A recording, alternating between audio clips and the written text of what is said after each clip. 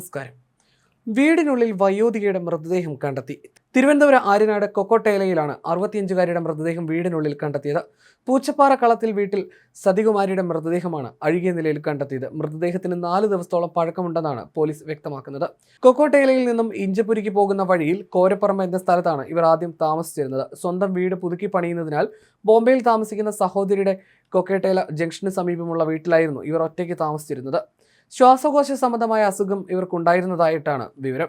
ഇവരെ കഴിഞ്ഞ 3 ദിവസങ്ങൾക്ക് മുമ്പ് പ്രദേശത്ത് കണ്ടതായി അയൽവാസികൾ പറയുന്നു. ഇന്നലെ വൈകുന്നേരം വീട്ടിൽ നിന്ന് ദുർഗന്ധം വമിക്കുകയും ഈച്ചയും കണ്ടതിനാൽ അയൽവാസികൾ വീട്ടുവളപ്പിൽ നടത്തിയ പരിശോധനയിൽ വീടിനുള്ളിൽ ലൈറ്റുകൾ തെളിഞ്ഞ നിലയിൽ കണ്ടു. ഇതോടെ വീടിനകത്ത് ആളുണ്ടായിരുന്നു എന്ന് സംശയമുയർന്നു.